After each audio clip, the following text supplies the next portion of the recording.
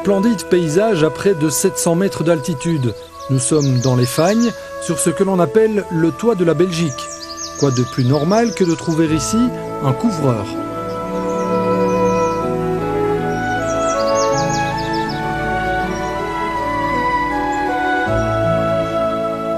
Je me suis mis indépendant en 1985. J'ai commencé tout seul. Et bon, la demande a été rapide. Et après un an, j'ai engagé un ouvrier. Puis 2 ans après, un deuxième. Et de fil en aiguille, ce qui fait que maintenant, on est une petite trentaine dans l'entreprise.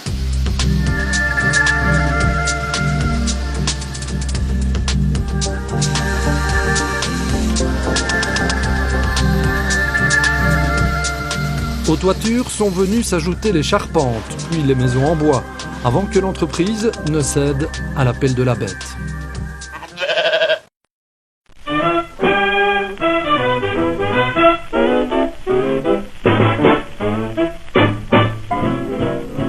Le mouton, ou Ovis aries, a été l'un des premiers animaux domestiqués par l'homme, il y a plus de 10 000 ans. Utilisé pour sa viande, sa peau, son lait, ses os, ses intestins ou même ses excréments, il est aussi depuis des millénaires le fournisseur de l'or doux, la laine, sur le dos de laquelle des industries entières se sont construites, se sont parfois effondrées ou recyclées. La laine qui habille, la laine qui décore, la laine qui rembourre, la laine qui isole.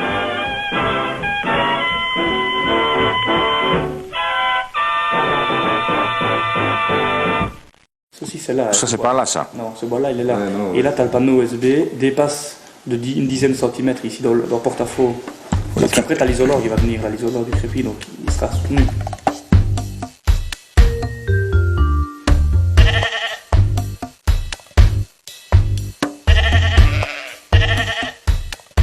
Dans les bureaux de cette PME, le mouton s'invite partout, partout, partout.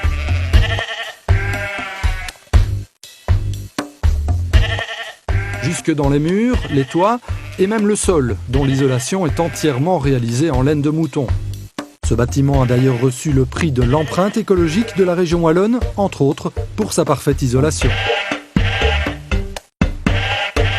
Pour l'anecdote, nous avions fait installer 4 radiateurs dans la nouvelle partie, mais ils sont toujours éteints, hiver comme été, donc c'est la preuve que c'est un excellent isolant.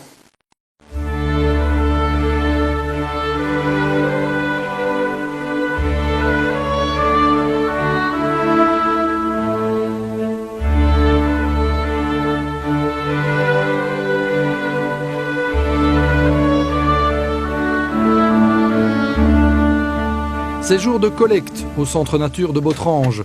Comme tous les ans, les fermiers et particuliers de la région sont ici pour vendre la laine fraîchement tondue de leurs moutons.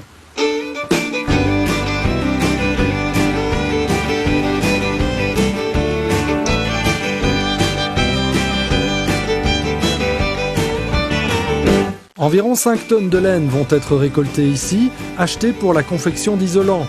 De la laine qui, cette fois, ne partira pas pour le continent asiatique. L'année passée, la laine est partie en Chine, c'est-à-dire que c'est un négociant des Flandres qui rachète toute la laine de mouton et elle part pour des prix dérisoires en Chine. Et alors, avec Sven Plates, ici du Parc naturel Haute-Fagne, on y a réfléchi et on s'est dit qu'on pourrait peut-être valoriser ça beaucoup plus intelligemment, c'est-à-dire éviter les grands trajets vers un autre continent. Cette laine va être traitée contre le feu et les mites à Gand, puis conditionnée avec d'autres récoltes en panneaux en Bavière chez le fabricant. Mais avant cela, elle passe entre les griffes du dernier grand lavoir industriel d'Europe continentale, à quelques kilomètres des Fagnes, à Verviers, preuve qu'une activité lainière existe toujours bel et bien dans ce qui fut autrefois la capitale mondiale de la laine.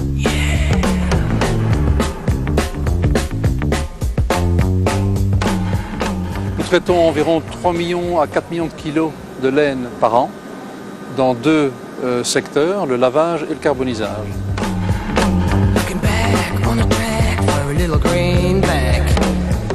Pour Tretex, l'isolation a quand même une certaine importance.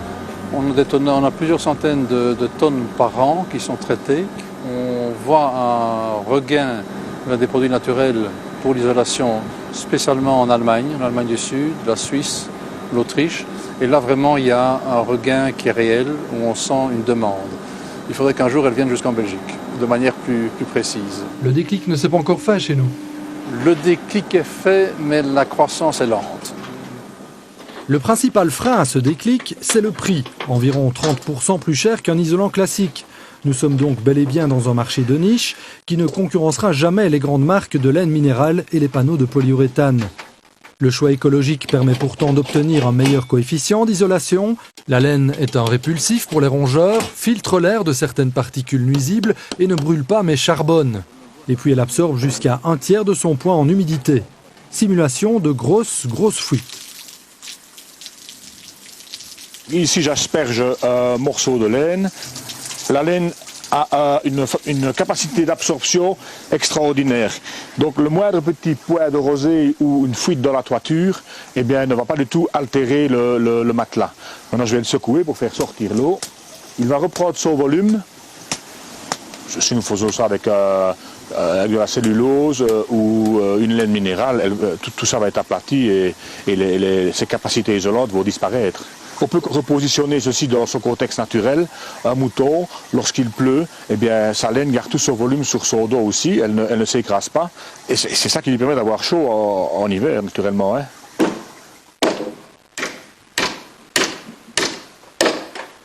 C'est vrai qu'au début, on nous prenait un peu pour des marginaux avec ce produit-là. Et maintenant, il y a beaucoup plus même d'entreprises qui viennent acheter de la laine, d'entreprises de la région qui viennent acheter de la laine pour la placer eux-mêmes. Le passage de témoin se prépare chez les Hansen. Impliqué dans l'entreprise depuis l'âge de 15 ans, le jeune Jordan veut continuer de miser sur cette filière des maisons et matériaux naturels.